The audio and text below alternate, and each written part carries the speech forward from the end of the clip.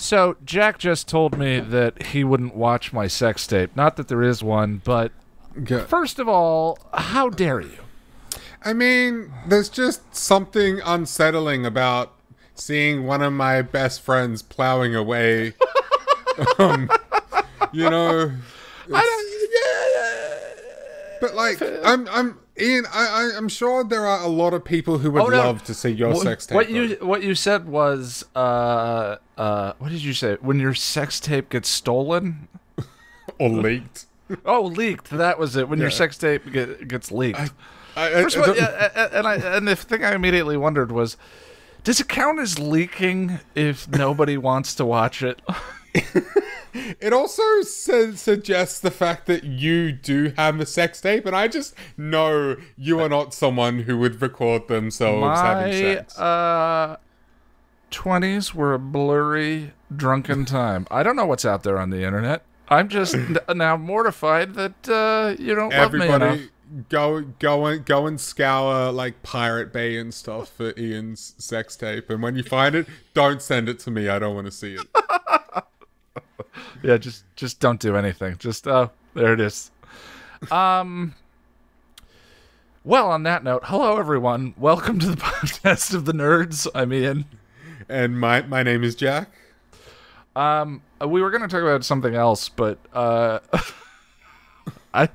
just got kind of hung up on your non-existent sex tape. It's like it's like using the word leaked for an old pair of socks. If I leaked a pair of socks, like, we don't say leaked a pair of socks because no one cares about my socks.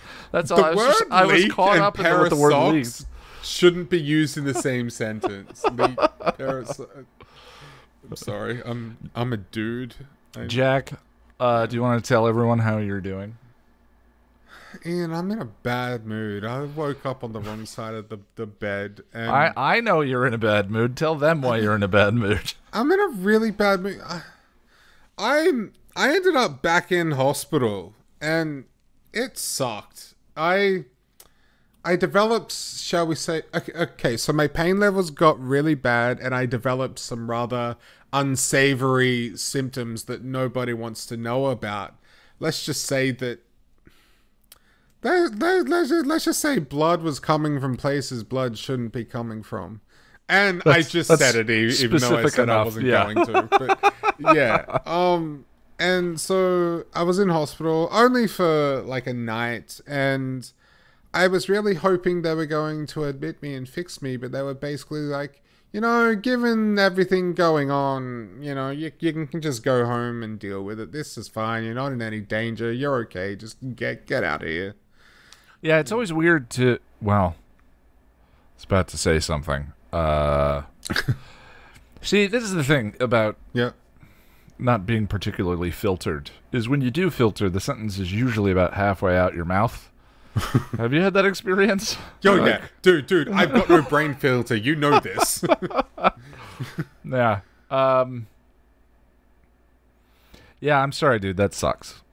Yeah, no, I'm just in a lot of pain. The pain relief I have is only, like, really taking the edge off. And then I was in a really bad mood yesterday, and then I woke up in a bad mood today, and, like, you laughed because you could immediately tell because, like, I'm laying in bed, I grab my phone, and I'm like, I'll be recording. That was it. No, like, good morning. Yeah, no hello. I was like, hey, sunshine. How's it going?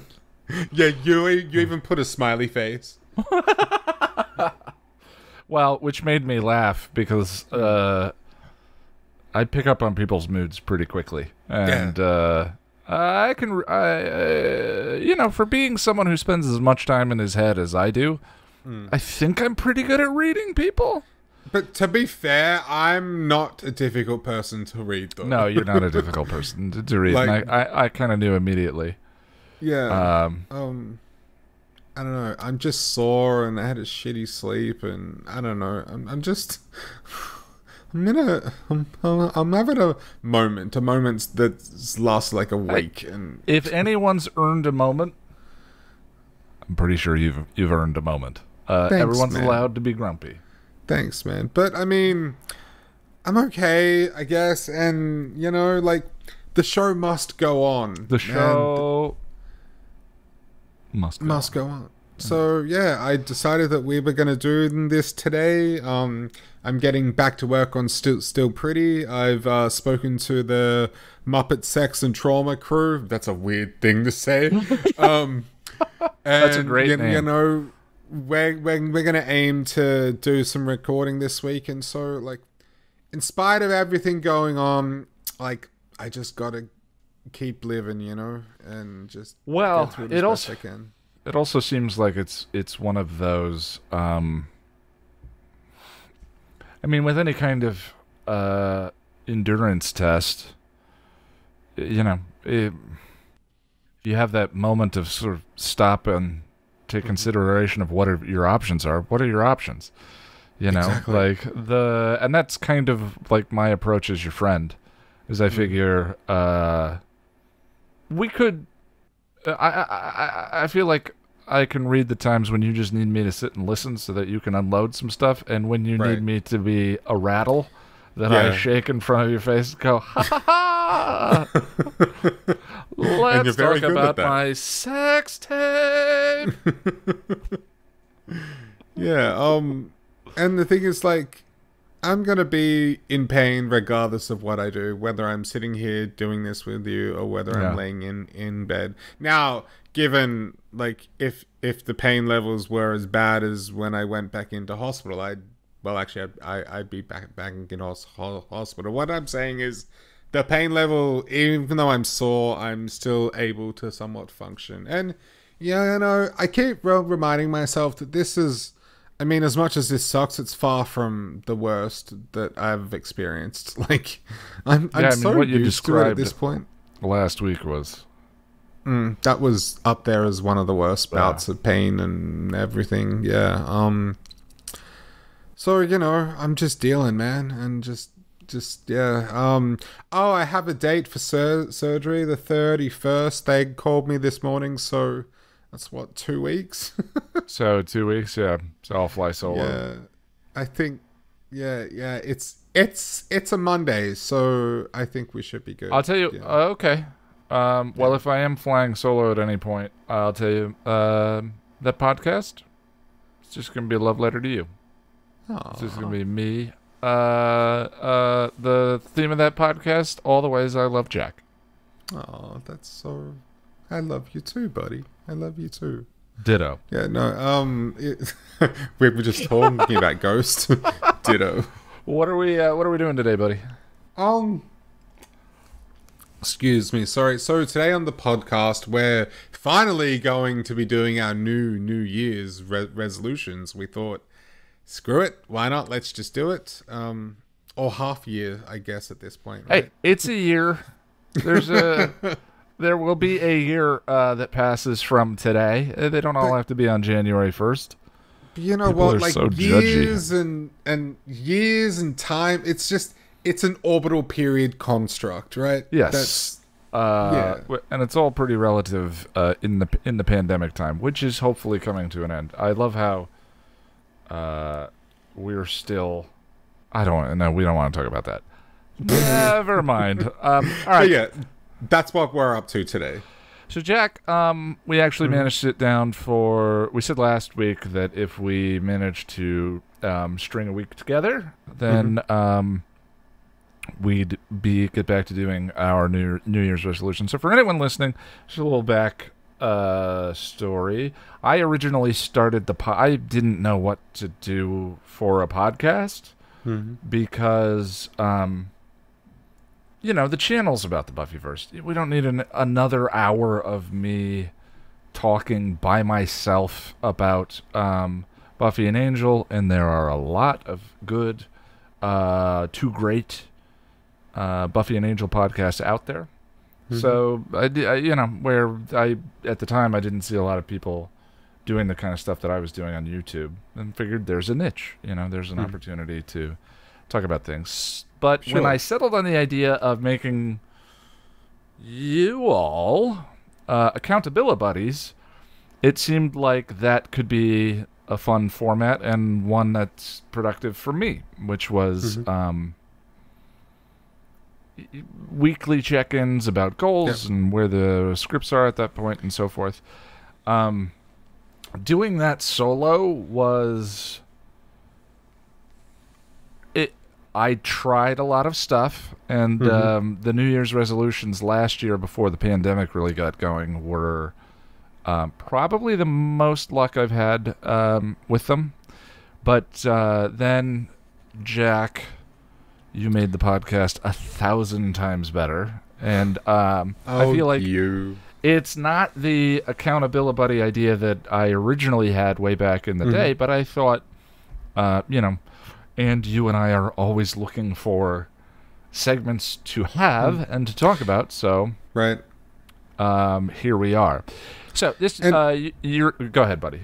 I was just gonna say, like, when you first brought this up, I was kind of intimidated because I've never really done New Year's resolutions before, and it's kind of, I've never really done a lot of that sort of self-helpy sort of stuff, you know what I'm saying? Well, I think which is something you are really into, I know. Like, as we talked about when we set this conversation up, I think it's a mistake to make a New Year's resolution list that is all self-helpy. Right. You know, if your list of resolutions is a list of all negatives, is a list of all the things you're feeling insecure about or feeling bad about yourself or whatever, I feel like that is just flogging yourself with for not being the way you feel like you should be. And shoulds are, other than paying bills, there's a minimum baseline of shoulds that I think we need to meet in order to survive and be people. But otherwise, I just don't think they need to apply. So, like, with this list specifically, for instance, one of mine obviously has to do with weight and health. My target is not,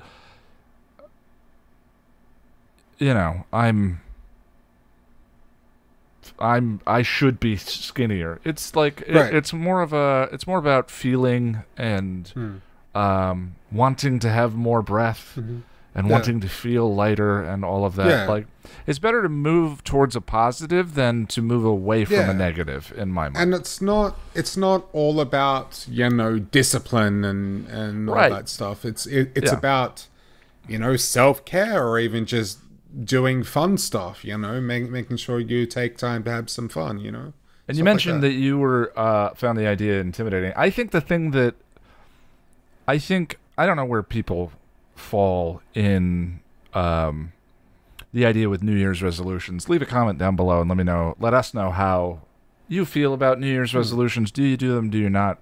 In my mind, there's never a bad time to stop and take stock of your life and go, is there more I want to do? Is there more I want to include? Is there less I want to include? Like, to me, the New Year's is just a built-in opportunity to do a thing that I should be doing anyway, which is every once in a while turning off the autopilot and going, what if we moved some things around here? Would I like the life that I'm inside of more? I think the biggest deterrent for most people, if you're not the type of person who just comes up with a thing they want to do and then goes and does it, in which case that stopping and checking in is not necessarily helpful for you. But for everyone else, for anyone who's not like that, but bristles at the idea of New Year's resolutions, I think it's typically because the thing I often hear people is, I don't like them because it feels forced or artificial. Well, they never work out. Yeah, okay. Like they fail. So what that is to me is the idea of New Year's resolutions is motivating until it isn't. For about a week or two, it is enough momentum to continue to go. And they say the membership at gyms dip by February. January is the worst time of year, and by February, most of the new people have stopped going to the gym. So, hey, The idea of a New Year's resolution alone is not enough work to sustain it, which is why you and I are having a conversation and going to make it a part. I also think there is, for a lot of people, and I think even myself, it's helpful to put a structure or a framework to it. And this is that structure. This was our conversations, just checking in, man, just checking in. You know, the idea of this segment and the idea of doing it originally was just to keep it in front of me. You know, because the thing that tends to happen to me is I go a day and I missed it, and then later on I go a couple of days and I forgot about it, and then wait, I haven't picked up the book in 2 weeks. But with a stopgap structure like this, where we check in periodically and say, "Hey, how are you doing with that?" I figure there's more of an opportunity. So yes, the idea of making a New Year's resolution is not enough of a system to create success. You have to create the system. Absolutely, And the way that we do that will hopefully in our conversations go beyond just checking in. But that's a start. So I thought there was value. The other thing I wanted to say is obviously just, it's so cliche that I think we're immune to it. We talked a little bit about this last week when we were talking about mortality, and just certain concepts like that are incredibly powerful, except for the fact that we've heard them 1,000 times. Yeah, they start to lose their impact after the first 100 times. Right, and the idea is that what we were talking about is most of the reason people don't do these really amounts to just plain old fear of failure. Yeah, absolutely. They're not going to work out, which I submit, who cares? It's not the reason to try. Yeah. If we get 3% of the way there on half these, we're better than when we started. Right, you know? Right, correct. But also, I've seen, though, some people tend to be sort of cynical and pessimistic about it, or like, you know, you can make changes any time of the year and blah, blah, blah. It's like, yeah, that's not the frickin' point, though. Shut up. Not the point. And you should be making changes during the year. For me, that is one of the main values of therapy. Sure. Therapy is a weekly check-in, and even when I'm in a great mood, then I turn it to, well, how do I want next week to go? What are things I want to include? You know, it's just an opportunity to step back and to not be automated and doing the things, but to step back and sort of redirect.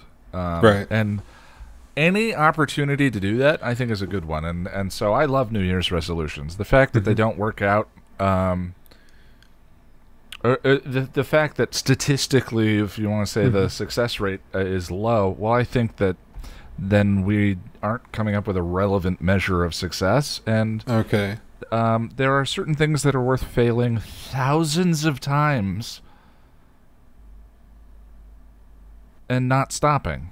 Like, for me, quitting drinking, if I quit drinking 1,000 times, I'm still quitting. You know, now hopefully I would adjust and try new strategies and not do the same thing over and over again, which is part of this conversation and part of having an accountability buddy. That's what AA is an accountability system. It's other people. It's you know, water seeks its own level, as the saying goes. So anyway, Jack, what's your number one? We came up with 5. Yes, number 5 is the pie in the sky big dream goal. I demanded that one of these be a fun fantasy big goal, one that we have no idea how to attain right now. Okay. So I wanted to start off light and something, you know, fun, you know. So your first one's a classic, and I like it. So Ian, I have a bookshelf full of books that I haven't read. Like, some of them I've barely even touched. Both Lonnie and our dear friend Sarah sent me books that I haven't touched. Sarah has sent me a book I haven't touched. Yeah, I need to. Yeah. and I feel kind of bad about that. But like, look, I'm not gonna start working through all of the unread books I have out of guilt, because that's not gonna be helpful. But I would just like to read more, and so I've decided that I want to try and read one book a month, which is nothing really. But the reason why I chose that time frame is because it's supposed to be fun. I don't want to turn it into a chore. So if I yeah. Attainable. I think what you're describing is making the goal attainable, and one of the keys I think to keeping a goal attainable in this realm, we're not talking a professional or a business sense or whatever. We're talking about a personal betterment, self improvement realm, is keeping it fun. Yeah. And if, the second it feels like work, it's going to be a struggle. Yeah, and so if I chose like one book a week, I'm going to be speeding towards the finish line each week, and I don't want to do that because that'll turn it into a chore. And so the book I have chosen is The Death of Bunny Munro by Nick Cave. All right. Nick Cave is an Australian singer-songwriter that I'm a very big fan of, and I've heard lots of good things about this book, and I've been meaning to read it for ages. I've had this in my possession for literally years, and I lost it for a while too. I didn't know where it went, and then I was cleaning out a cupboard one day, and I'm like, how did this get in here? I mean, should I read the little blurb on the back? Yeah. Sure, okay. Bunny Munro sells beauty products and the scent of adventure to the lonely housewives of England's south coast. Set adrift by his wife's death, he hits the road one last time with his young son in tow. As Bunny swaggers from door to door, hawking his wares and feeding his libido. 9-year-old Bunny Jr. waits in the car, communing with his mother's ghost and watching his father self-destruct. Is Nick Cave the one who wrote High Fidelity? I don't know. Sorry, go ahead. Haunted by jealous husbands, his own appetites, and a serial killer in a Satan suit, Bunny is a desperate man, and he's going to die. Darkly comic and raw with heartache, The Death of Bunny Munro is a spellbinding story told with style, anger, and wit. It sounds like something that would appeal to me. It does. I like it. One of my goals last year was also a reading target. Mm-hmm. I'm not going to tell you how many I ended up reading, because how dare you judge me? I would never judge you, Ian. My reading. Have you ever been a big reader? Or like, what's your? Have you had stages of being a voracious reader and then it fell off or whatever? Not really. No. I will say I used to read more, but I've never been like I'm always reading a book kind of person. Yeah, well, okay, so there's definitely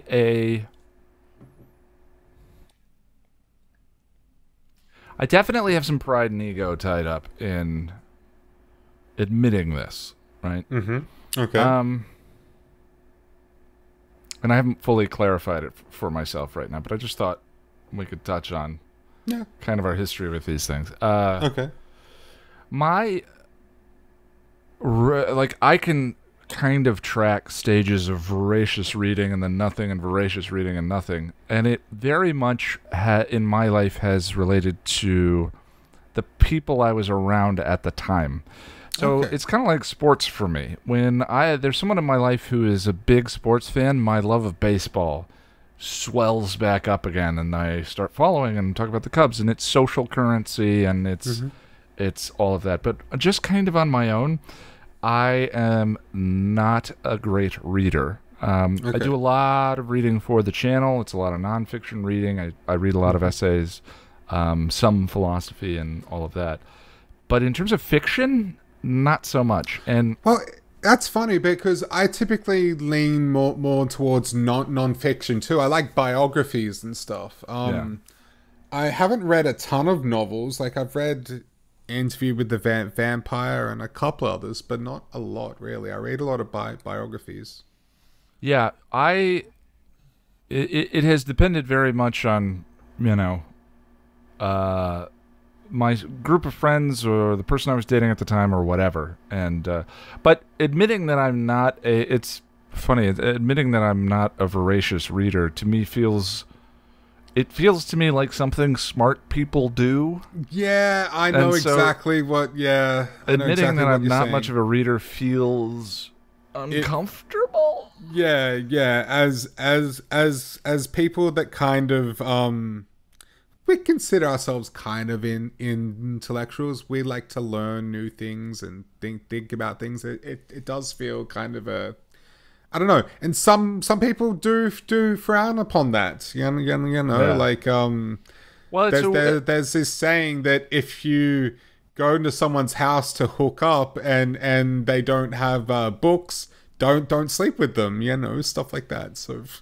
Well, beyond I think I'm just admitting it because, like, beyond the social currency aspect of it, which is when I've had success. Just reading because I feel like I should, because I want to seem smart. That's a chore. Does not get it done. That has never gotten it done. It needs to be something that I do for myself, that I enjoy, that I do. Yeah. If it's going to stick, So, and I don't know why. Like, the fact that it feels weird to even admit that. Talking about it now means that it's still there. There's still a piece of me that is like, smart people read, and I want to be smart, so I should, like, who cares? Who cares? Yeah. Like, just live your life. Dude, I relate to that so much. Yeah, live your life. Absolutely. and the fact that there's a part of me that worries about that, to me, is something to think about. But anyway, my first book I bought last year. It's called The Lost Causes of Bleak Creek. That rings a bell. I think maybe you've talked to me about that before. So it's by Rhett and Link, who were the creators of Good Mythical Morning. That's why it rings a bell, yeah. I like Good Mythical Morning. It is exactly what it tries to be, and nothing more and nothing less. It is a fun, distracting relief of a YouTube show that you can watch in the morning. Yeah. It's YouTube's version of Good Morning America. It's fluff. Yeah. And it's just good, silly fun, really. That's all it is. And good Lord, in the past year, that has been a wonderful thing to go to. If you have not heard of it and you're going to go out and look for a Good Mythical Morning right now, I warn you, they do eating things that can be nauseating. They make me laugh, but I don't have a problem with watching people eat weird stuff. They're always the eating ones are always my favorite episodes. Mine to be honest. It's funny. Lonnie and I have been talking about. We were watching The Amazing Race, and she struggles with the eating stuff, but eating things doesn't bother me.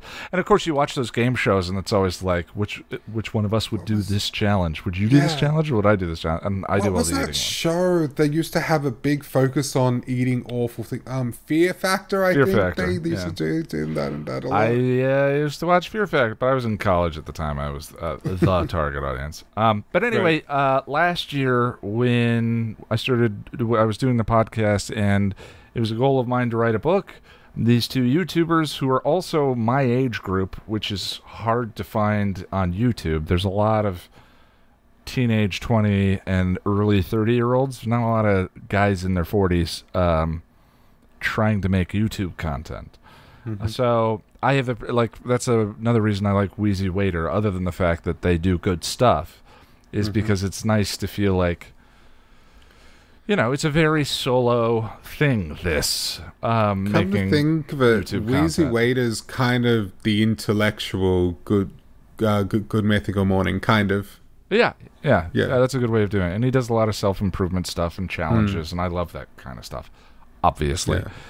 So last year, after I said I wanted to try and write the book, they came out with, they had went and published a book, and I thought, I don't know if it's good, I don't know if it's bad, who cares? I like what they do, and I figured I'd support what they do, and I'm going to give their book a go. So that's my number one. Number two, Jack. Number two, so in a very similar vein, I have a Steam library. Well, not just that. We both have the Xbox Game Pass for PC, and now because that we've also got EA Play.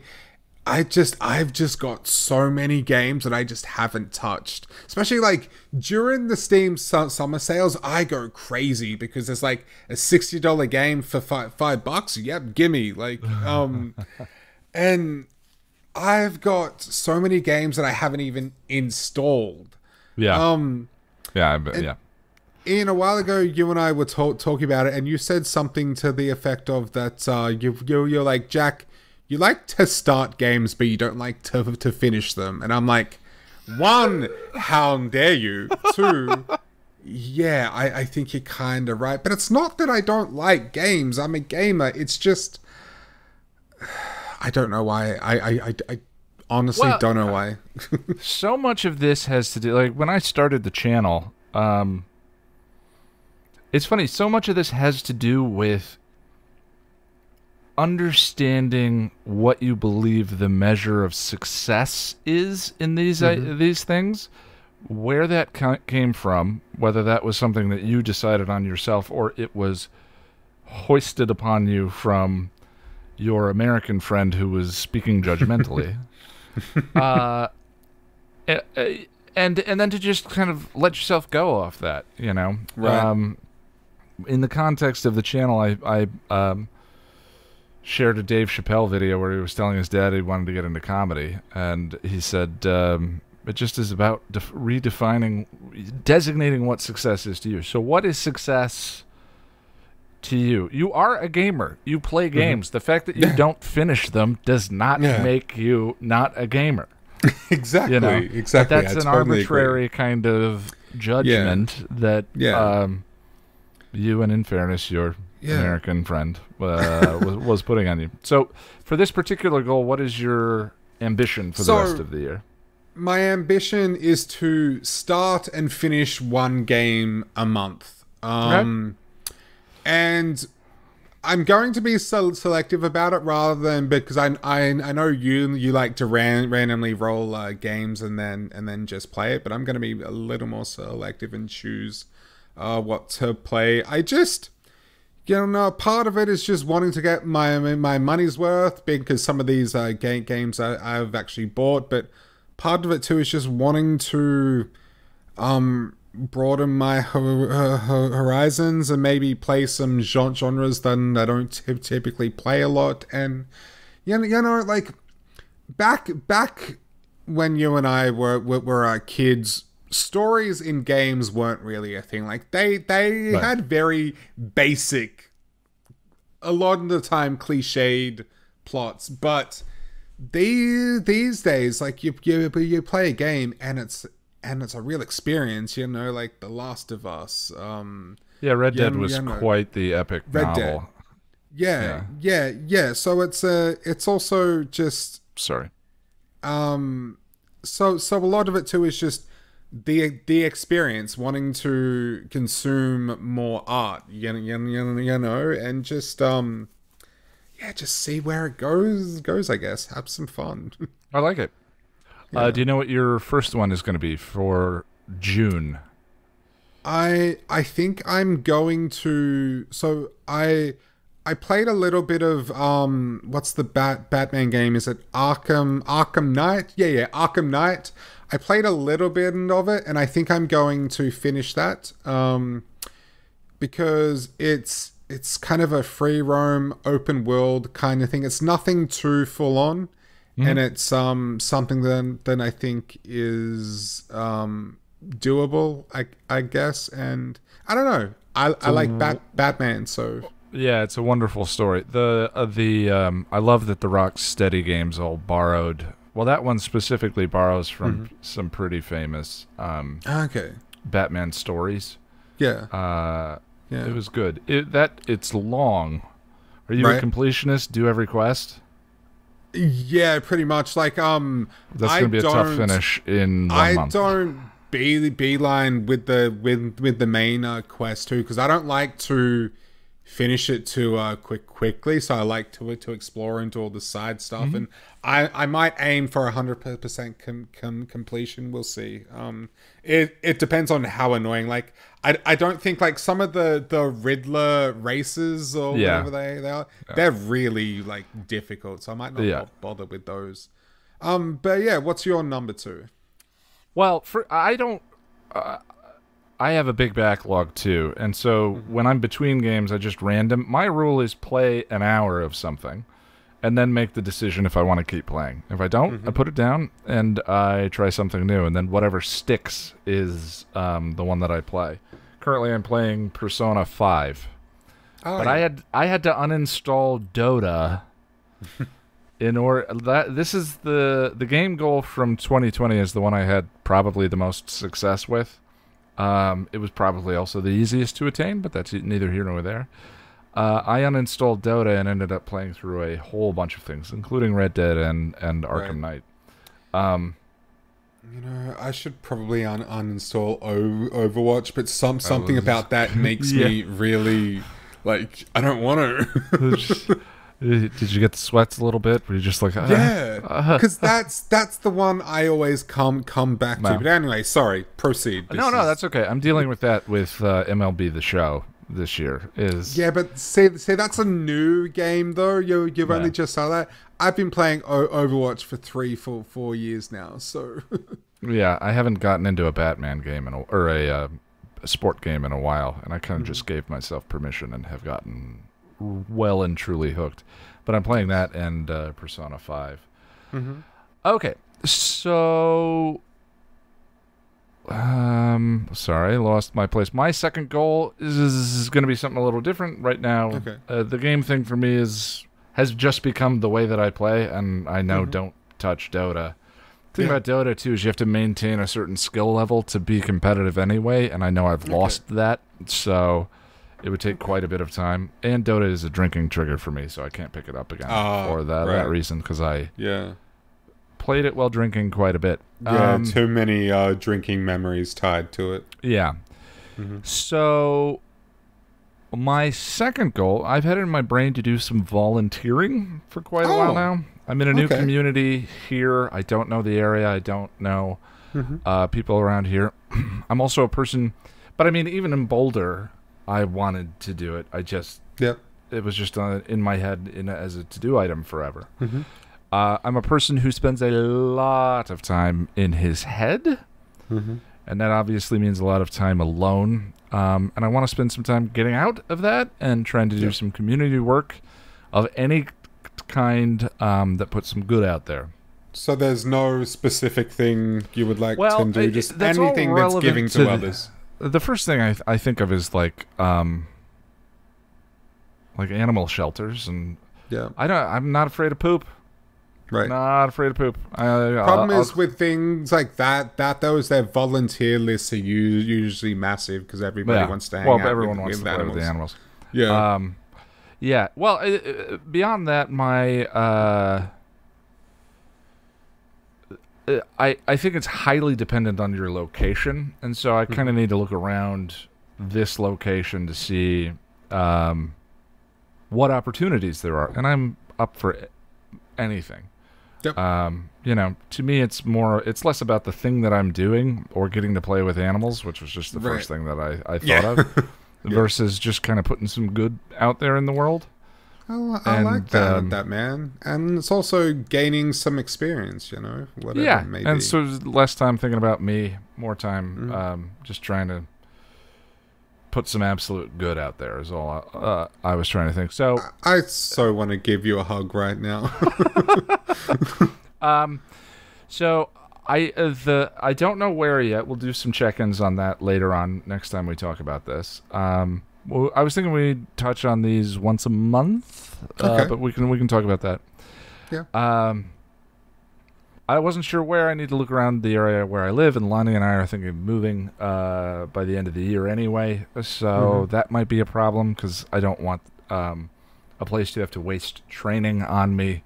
Right. If it's something though, I can just show up and like help clean a park, then that's a thing. But if it's like you have to go to a lot of training sessions, but I'm going to be leaving soon, there's a lot to consider. But I looked up on. According to nonprofitsource.com, on average, people spend an average of 52 hours per year volunteering their time. Wow. Okay. So about an hour a week. Yeah. And that seems incredibly doable to me. Very much so. So a little research, and then starting in June, that's my goal, an hour a week. And Nice. like... If we're talking about community sort of betterment kinds of things, if I struggle to find resources, there are certain things that you can just do, including going to a park with a trash bag and spending an hour picking up trash, you know. Right. It's less about volunteering specifically as it is about just,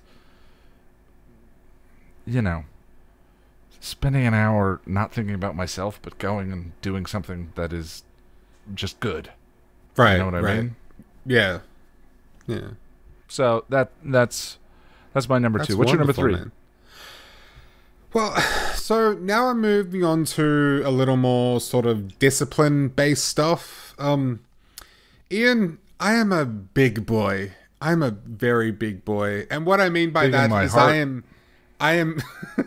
well, what I mean by that is that I am very corpulent. I'm a very corpulent and robust boy, shall we say. I weighed myself recently in hospital. It's a requirement of going under a general anesthetic, because basically the more you weigh, the more anesthetic you need. And anyway, I currently weigh 131 kilos, which is about 288 pounds for those of you who use that measurement, and it's just too much, man. It's way too much. I was diagnosed with type 2 diabetes about a year ago, and yeah, I know, like I've said before, that was my own fault. I ate like shit and didn't exercise enough for too long, and it caught up with me. But anyway, a part of managing that is weight loss, because whilst there isn't a cure for diabetes, it's entirely possible for me to go into remission if I lose enough weight, which means that, you know, I still have to eat right and whatnot, but if I wanted to eat a chocolate sundae, I could have a chocolate sundae every now and then without my blood sugar level spiking, which would be wonderful. So my goal by the end of the year, and I don't know if I'm even gonna be able to pull this off, but I'd like to be down to about 100 kilos. And you know, it is mostly for health reasons, but I wouldn't mind looking a little slimmer too. I'll be honest, there is a slight aesthetic reason for that. Well, I'm right there with you. I had pretty good success with fitness goals last year, pre-pandemic. When we kind of got into this, so first quarter, and then kind of fell off. I noticed the difference now. I just want to feel better, you know. It's really funny when your doctor looks at your blood work and goes, well, you're not pre-diabetic, which I'm very surprised at, but and it kind of goes on to the whole thing. I'm like, well, you're very surprised. Backhanded compliment, kind of. Yeah. So some work to be done in that regard. I just want to feel better. I want to. I noticed the difference in it. For me, it's not specifically related to weight. It is also related to fitness. You know, my watch. I have a smart watch, And it's really annoying. Lonnie and I went to the mall here, and we were walking around to the Apple store. And the watch said, "I see you're exercising." Okay, and it goes into a fitness mode and starts. I'm like, how dare you? My smart one. Oh, you stood up. Congratulations on the exercise. So yeah, work to be done. And the thing is, I like running. I did 45 minutes of Beat Saber today. It was about 600 calories. I too am a big boy. And my heart rate not being in good condition at the moment, that's where it jumps up to. So there's that. My goal is going to be about 2,000 calories a day. I've had success calorie counting before, and the best diet is the one that you can maintain. My diet is okay. Because that was obviously the first change I had to make. I had to cut out sugar and carbs and all that stuff.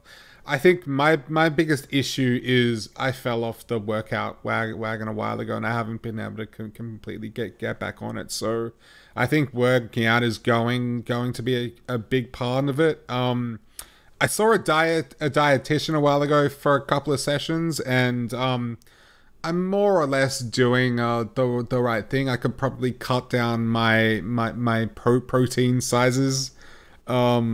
But yeah, I just working out, that's going to be the key for me, I think. Yeah, sounds good. What's your number 4? So number 4 for me, so I have a full Adobe Creative Cloud license. So that means that I have access to more or less every program that they have. Premiere Pro, which we use to edit videos, Audition for audio, Photoshop, After Effects, all of that stuff. But the only one of those that I really know how to use is Premiere Pro, and I'd like to change that. And so there's many ways I could go about that, but I think the best way is to complete some courses via LinkedIn Learning, which I also have access to. And anyway, I was thinking, and I don't know if this is too ambitious or under ambitious, but again, I'd like to complete one course a month in Photoshop, After Effects, and like whatever else is. I think one a month is very doable. You know, there's quite a range on that website. You might want to say shoot for a certain number of hours of training, you know, as opposed to a specific course. Yeah, because I think there's also several courses on the same program. Yeah, well, there are many with different teachers and slightly different focuses. So I think that's a good one. I think that's a good one. But it's one I've been meaning to do forever, but I just keep rattling along. But since you edit for the channel, if you learn how to do it, I don't have to. So I am all for this one. Yeah, like I'm already reasonably proficient at Premiere, although I'm sure there's still a lot I could learn. Premiere's bottomless. Yeah, there's always more to learn. Yeah, but I'd like to start with something that I know nothing about. So either After Effects or Photoshop. After Effects sounds like more fun to me, but Photoshop is probably a little more practical and something that I would use more, I think. But yeah, so that's definitely a goal of mine. I just want to broaden my creative horizons, I guess, and gain some new skills. What about you? What's your number 4? Yeah, with any of those tools, I feel like there's the 10% you use all the time. Yeah. And then there's 90% more that you use under very specific use cases. And Premiere is like that. I mean, any video editing is...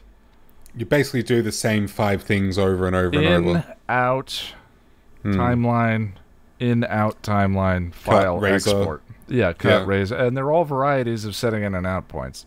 Yeah, you know, pretty much. Yeah, that's the 10% you use over and over again, and then the 90 are titles and exporting to tape and you know, color correction. Well, yeah, keyframing, round tripping, stuff like that. So yeah, but I think if you can pick up the 10% of Photoshop, that will serve you a ton. You don't have to master any of these things. Yeah, because like I already know Premiere enough to get by, so I'd like to get the 10% of Photoshop or After Effects, and eventually just go through them all. I think color correction is something I would love to learn, which I know nothing about it. Yeah. My number 4 is finish the rough draft of the book. That hit a wall when I started dating my writing coach. When you put it like that is really funny. Well, we didn't want to talk about the book. I didn't want to talk about the book. So you've just stopped talking about the book then? Is that yeah, we haven't talked about... Oh, God. I still don't... I want to talk about each other. And, never mind. That's a different podcast. You want to kiss and cuddle and watch movies. Yeah, that's the naughty cast. We'll do that later. We'll talk about those things later on. Yeah, well, and I mean, it happened to everyone, where if you had a bunch of goals, and I think the pandemic, the goal of the pandemic for most people should have just been to get through it.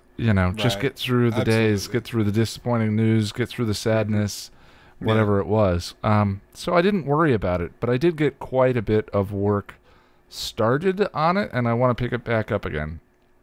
So... there are 7 months remaining. I have no frame of reference for how long it takes to write a book. I'm a very slow writer, as we know from the channel, of course. But you're a very good writer, though, Ian. You're a very good writer. So, goal is to finish a rough draft by the end of the year, and then in 2022 do the editing process, and then post it on Amazon. Do you know, like, how far in you are? Like, roughly? Well, yeah, actually, I kind of know exactly where I am, because I based it on... I completely stole the structure of Romeo and Juliet. And I know... I mean, we've talked... If you're interested... Do you know what? That's the thing, though. Like, those kinds of frameworks are very ubiquitous. You're not really stealing. That's just how stories work. Yeah. And I think I had finished Act 1. So there's 3 acts. Oh, okay. Is it 5 acts or 3 acts? Don't ask me. I think it's. I wouldn't have a clue. Yeah, I think it's 3 acts. I should know that, but we're doing this right now, so it's not in my head. I got to the end of the party. Yeah, anyone who knows Romeo and Juliet knows where that is. Okay. So I have another 2/3 to go. Okay. Which in 7 months should be more than enough. I think so too. Assuming I get the structure in place, which my goal would be a couple of writing sessions per day. Do some writing live streams again. Bring the live streams back, the edit streams back. I just don't like being on camera that much. And between the podcast and the Hangouts, that's enough, Ian.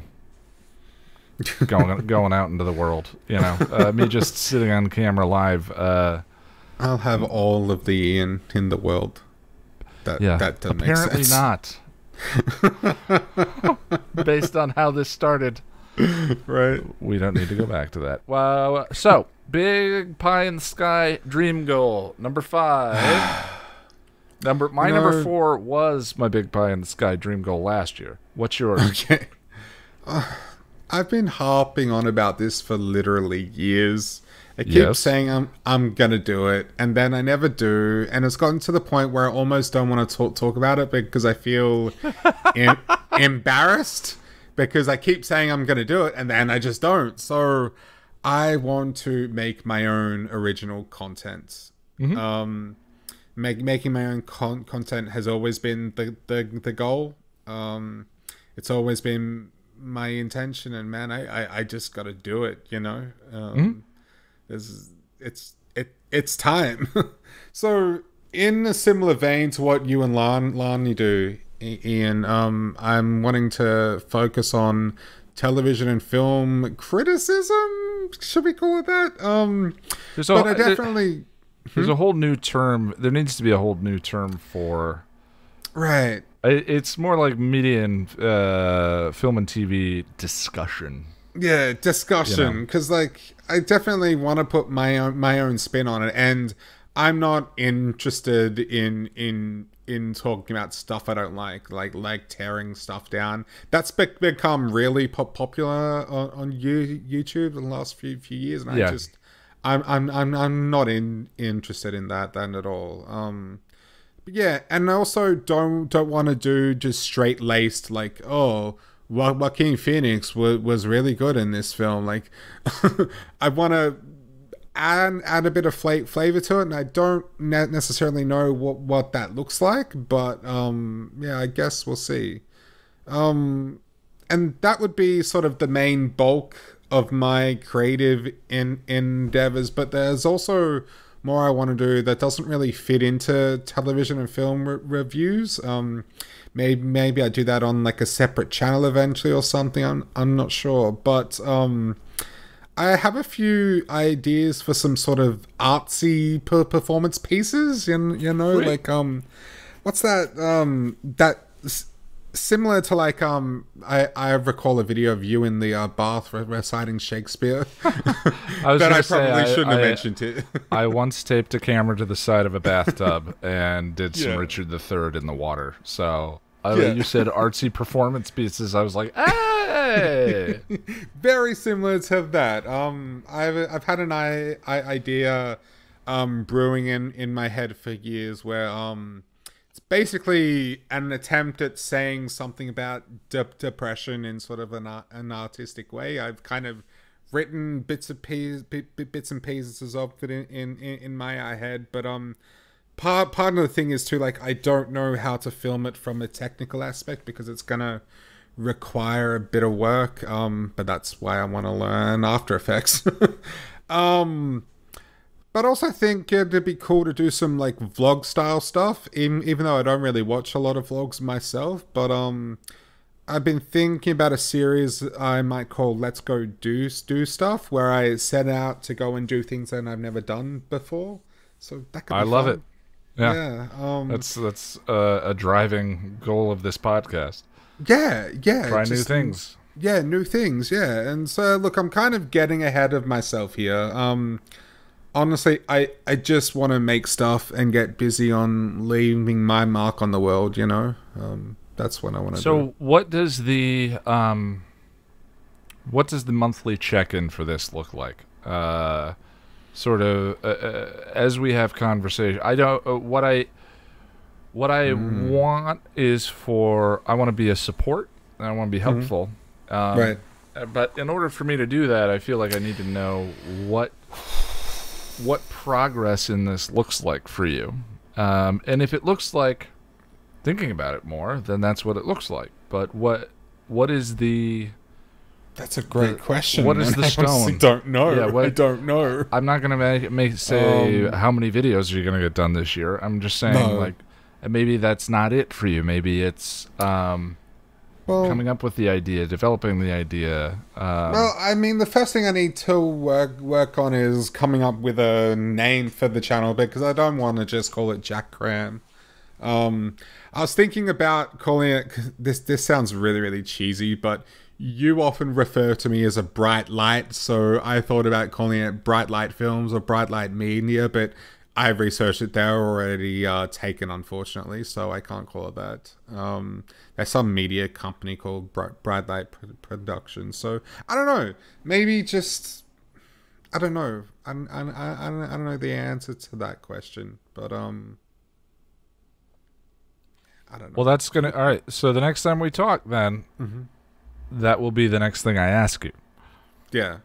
Well, yeah. So maybe the first just step then is to figure out what the answer to that question is. Right. So what are your goals for this year in this regard? What do you want to have done by the end of the year? Right. It might even be just ask me like, hey, so what work have you done towards your own stuff this month? You know? Just to check in. I don't really have a goal for amount of like videos and whatnot, but in my experience, it's never a good idea to. No. If you are anything like me, don't do it. Yeah. And also like this is supposed to be fun and artistic and stuff. And again, it's not something that I want to turn into a chore. I don't want to hate it. Again, that's why my question is: what does the support conversation look like for you? Like, what in what way will our conversations be helpful? Like, what do you need from me? I should have definitely thought about that, but I haven't. So yeah. Well, we'll talk about it in the first check-in then. Yeah, sure. Okay, so what's your big dream? Your pie in this guy? Well, I've struggled with this one. I have some so, I am I'm dating. I don't even. You're dating a lovely woman. I think it's beyond dating. It's beyond dating. Yeah, we're way when beyond you're living dating, together. Like, it's beyond dating. She's. I don't. Jack. I don't know if I've mentioned this, but I have a girlfriend. I love that you use the word girlfriend because it bugs me to no end when people like, oh, my partner. It's like, you're in a relationship. You're not freaking starting a law firm. Like, yeah, it's okay to use. I understand some people prefer non-gender terms, and that's fine. But I don't know. The word partner to me just sounds weird. I like that term. She and I use that term sometimes because I think that it. We use it with each other. I mean, because girlfriend, boyfriend is not. It sounds a little more grown up, I guess. It's a good way of explaining it to other people, but it has nothing nothing to do with our conversations. The idea of a partnership when it comes to a relationship is. It's a good reminder of like this is a collaboration. Your life is now a collaboration. There are parts of it that are yours and always yours, and but you have made the decision to collaborate, and that. I was thinking about it because of these pie in the sky goals. It used to be I could just do whatever the hell I wanted to, right? And just quit my job and go do this thing and go do that thing or whatever. And so that makes these very easy. Right. But I have chosen to make changes in my life where I don't do that anymore, Right. And I would love to have a conversation. I'm going to have a conversation with her about like what's our adventure this year, and then collaboratively as a partnership, which definitely sounds like a business sort of thing. We figure it out and we go ahead and have an adventure together. But you still need your personal adventures. You still need but it's just different, right? Because I had to wrap my mind around, well, I can't just up and go and do this thing or whatever. I mean, I could, but I just said I'm not going to do that anymore. Right. That's I'm not. I've chosen something different and better, but for the purposes of this, I still wanted to have something that was like, for me, a little nerve-wracking, a little whatever. And kind of in the vein of what you were talking about, I like acting. I miss acting. I miss theater, some kind of performance. The channel does scratch that itch. But it's not the same. No, it's not the same. A dramatic performance. Yeah, the videos are a performance, but I'm playing a character in them, but I'm also speaking things that I wrote. I'm speaking my own... you're still being yourself, pretty much. It's like... Yeah, it's a reading of something that I believe or think anyway. Yeah. So this will evolve as things go along because obviously the theaters have been closed for this entire time, but we're coming out of a and I also felt like I can't just say, well, I want to star in a play, having no experience for the last 20 years. But I want to dip my toe back in and learn some monologues again and work on blocking and work on performances and all of that. And I figured around here specifically, the theaters are going to start opening up again. So the goal is either online or around here, auditions. Oh, okay. To memorize some content, to do the research, to look for community theater, to look for, you know, maybe someone's looking for voice recordings online, voice performances, whatever. Voice acting would be great. Voice for acting, yeah. Which is something. It's funny. The channel started because people always used to tell me I should be a voice actor, and I had no idea how to develop a portfolio, and so I just said, well, I'll write some content and practice recording with the intent to segue into doing voice acting, and I never did. And you know, here you are, and here we are. I'm still and doing the content that I started the channel with.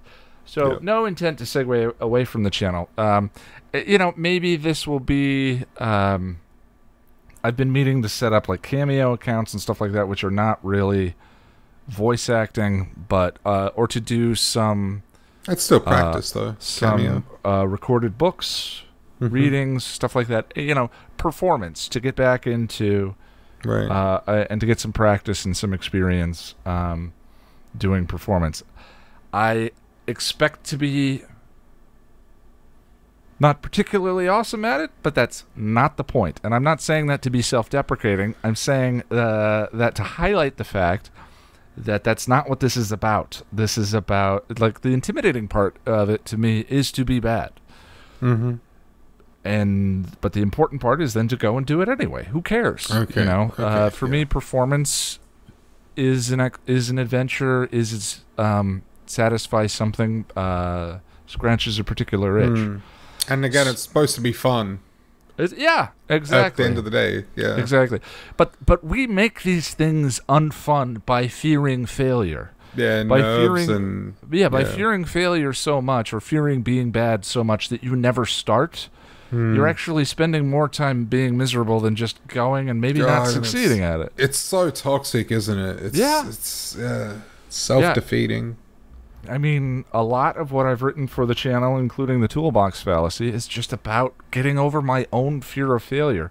It has been the primary focus of my creative efforts for the last 7 years, is just make content and throw it out there and deal with the negative comments and the people who say all the things that I'm afraid are true.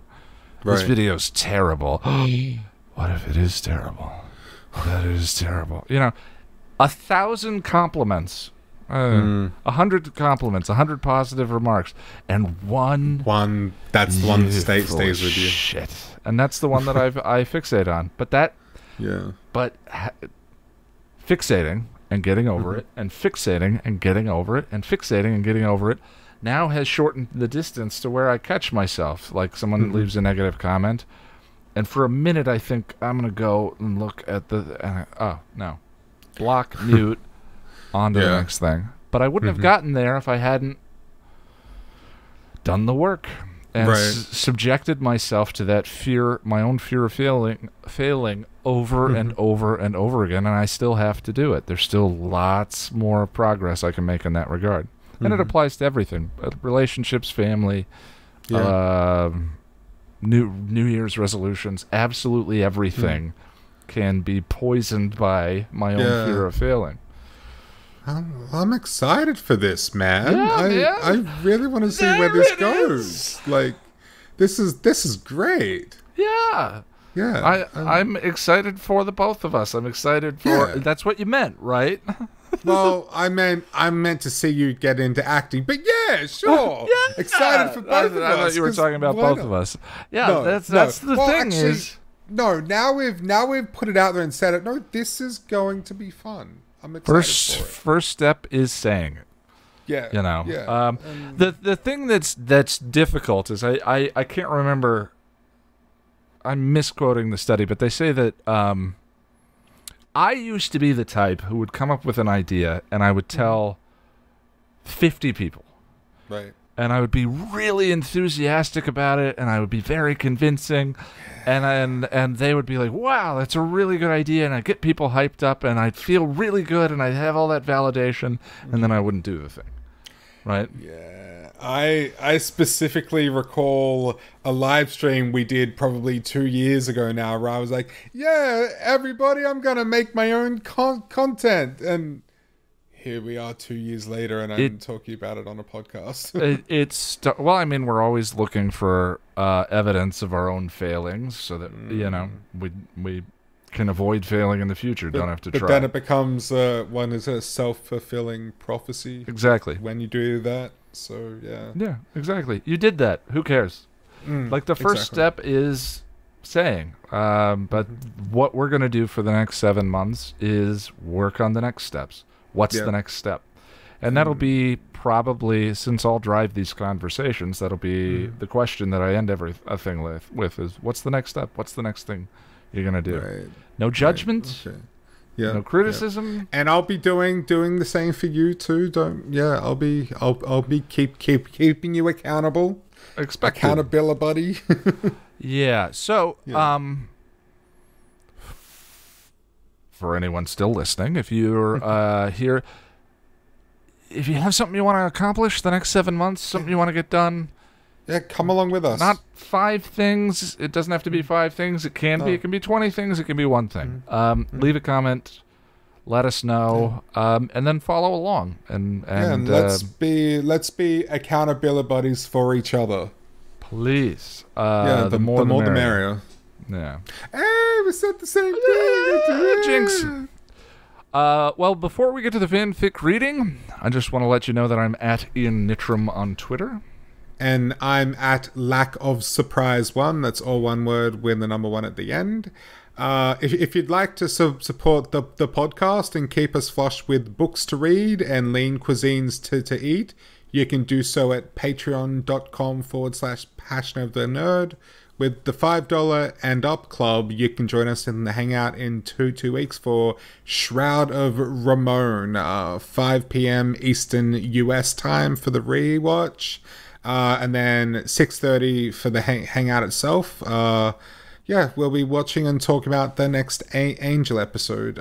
But if you can't make it, the replays can be found in the playlist over on the main channel. I mean, here's the thing. It's Shroud of Ramon. Yes. We acknowledge that. I kind of like it. And Candyman's in it. Tony Todd. Well, the thing I'm always surprised by is sometimes we have the best discussions about the most nothing burger episodes. Right. I really enjoyed the one we did for Shadow. Yeah, Shadow was great. Last week. That discussion, it always surprises me the places the discussion goes. So, yeah, if you don't like Shroud of Ramon, maybe still have a look, watch the stream. You might get something out of it. Plus, it's just fun. It's really more about community. I mean, a bunch of people who love the same thing, hanging out and talking. Yeah. And the YouTube chat just goes off in all different kinds of directions. Sometimes directions we have to rein in. But we discuss just characters and other episodes and just whatever, really. And, they're a good time. It's a lot of fun. You can also help us out by grabbing yourself something from passionofthenerd.com/store. We have new designs. We do. We talked about them last week. Fabulous submissions that we're grateful for from Liz. Thank you, Liz. Thank you again. Thanks, Liz. Hoodies, mugs. I got rid of the phone cases. Okay. Hoodies, mugs.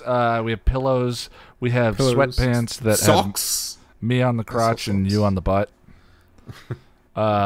We do have socks. I need to order the socks. Actually, I kind of need to. The socks look great. I need them all. I need to order them all. There was even a banner kind of thing, a wall hanging poster banner sort of thing. I thought that was kind of cool. Yeah, that would be cool to have hanging back there. Except then it would look like a dorm room. It kind of looks like a dorm room now. I mean, it kind of does already. So, yeah. All right, let's go to the fanfic reading now. Here is Gone by Terri Botta, Chapter 45. Buffy was pounding away on the bag, trying to burn off energy when Giles entered the training room. "You sure you're not going to tire yourself out?" he asked softly. "I'm sure," she replied, not missing a beat. "We're still working on ideas. Time's short, but it's best to wait till the last minute. It's best not to wait till the last minute. If we go in too early and she takes us out, there's no chance of getting her to miss her window. So we wait," she said, sending it one last punch. The chain snapped and the bag flew a few feet before hitting the ground. "I imagine you hate me right now," he sighed. She turned to face him. "A little bit, but I understand." "I love Dawn," he assured. "I know. But I've sworn to protect this sorry world, and sometimes that means saying and doing what other people can't, what they shouldn't have to." "You try to hurt her, you know I'll stop you," she warned. "I know." They stared each other down for a moment, then Buffy crossed to the couch and sat down. Giles sat beside her.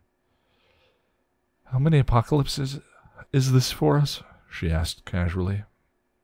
"Well, 6, at least. Seems like 100. I've always stopped them. Always won." "Yes?" he answered simply. "I sacrificed Angel to save the world. I loved him so much. But I knew what was right. I don't have that anymore. I don't understand. I don't know how to live in this world if these are the choices. If everything just gets stripped away, then I don't see the point. I just wish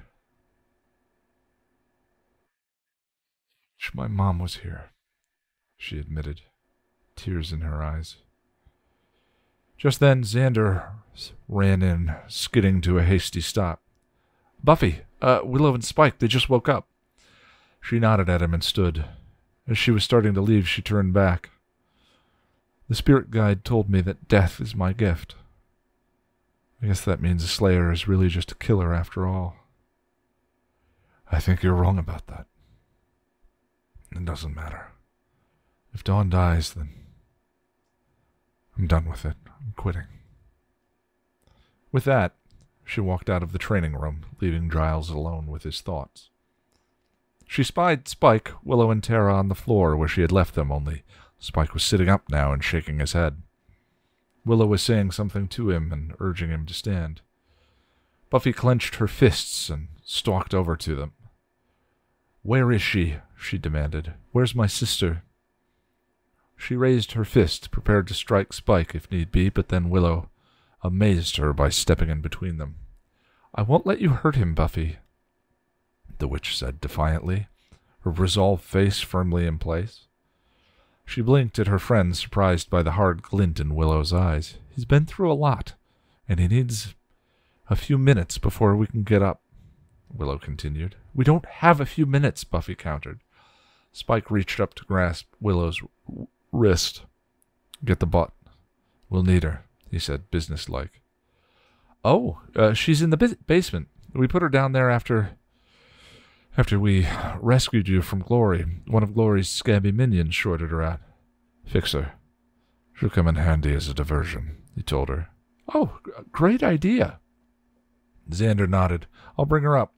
We found her down there when Anya and I were looking for the Dagon sphere." "Great," Willow answered. Spike looked at Buffy. "Do you have the troll hammer?"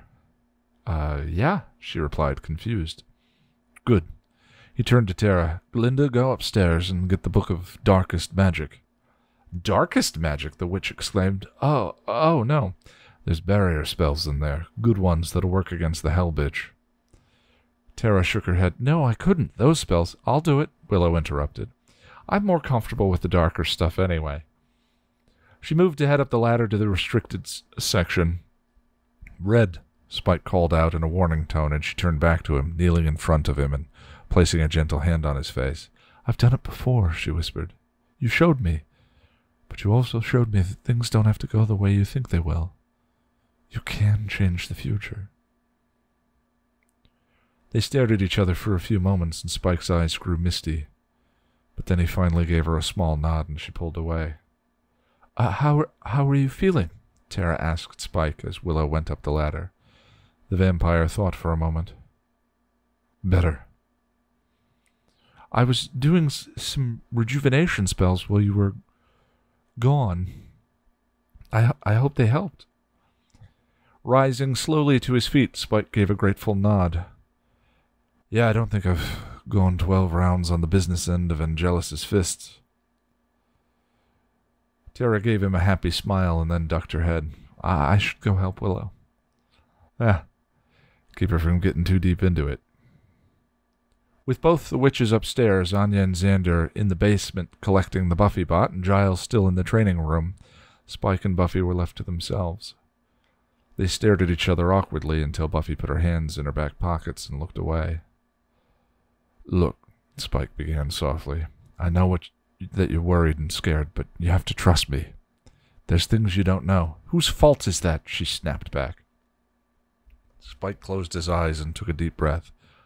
"We really don't have time for this. You just have to trust me. I'm doing everything I can here." "Do you know where Dawn is?" she demanded. "Yes," he answered without hesitation. "Then we need to go get her." Spike shook his head. "Not yet. We need to go to your place and get clothes for the bot, and weapons. We have enough time. Things won't go down until just before dawn." Buffy looked him over, her hard face softening a little. "Are you up to fighting?"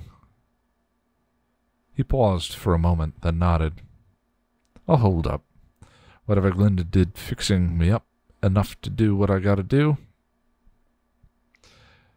I'm not good enough to go spin-kick a Gruthlack demon, but I'll do all right against Glory's midgets." She gave him a short nod. "Let's go then." Spike held his breath as they began the walk to Buffy's house, following along just a step behind her as they walked the darkened, quiet streets. Fate was with him, and she did not try to ask him questions as they made their way to Ravello Drive. Stepping up onto the front porch, he remembered the last time he had been there. This was the night when Buffy re-invited him into the house, where she had showed him that she was willing to see him as something other than a monster. He stopped at the door, hadn't even tried to cross the threshold. He even offered that she could hand weapons out instead. She'd also extracted the promise from him, the one he hadn't been able to keep. She opened the door and they went in. There were no barriers this time. Weapons are in the chest by the TV. I'll grab the stuff upstairs," she told him. Spike headed into the living room. "Won't bother with the small stuff. Couple good axes will hold off Glory's mates, while you take on the lady herself." Buffy stopped him. "We're not going to make it. Not all of us." "You know that," she said. He shook his head. "No, I don't know it. But yeah, it's a possibility. Hey, I always knew I'd go down fighting." She swallowed and set her jaw. "I'm counting on you, Spike, to help save her." He looked her directly in the eye and swore on his own soul. "Till the end of the world, even if that happens to be tonight." "When this is all over, you're going to tell me everything," she told him.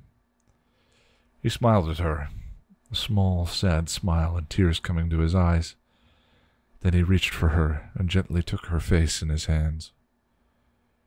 "When this is all over, I promise I will tell you everything." She nodded and took a small step back, tears in her own eyes. "I'll be a minute," she managed, and started up the stairs. "I know I've kept things from you," he began. She stopped on the stairs and turned to look at him. "I know. It's looked like I've been dishonest. But everything I've done because I've been trying to protect you and spare you pain. I do love you, Buffy, Even if you don't love me, even if you'll never love me. And I will do everything in my power to make sure you and Dawn come out of this alive. She nodded. I know. Thank you for treating me like a man, even though I've been a monster.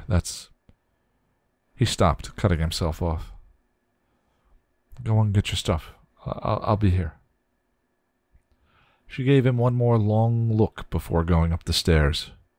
He went into the living room and pulled the axes out of the weapons chest. She came back down with clothes for the bot a minute or so later and joined him on the front foyer. Ready?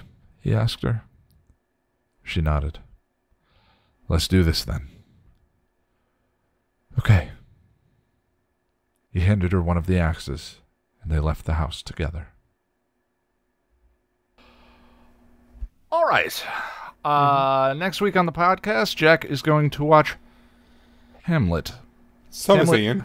We're not. Well, I'm going to watch it too, but you're watching Hamlet for the first time. Jack, have you ever watched any Shakespeare? I have. So here's the thing. Like, I've seen Baz Luhrmann's Romeo and Juliet, and I'm sure there's many people that say that doesn't count.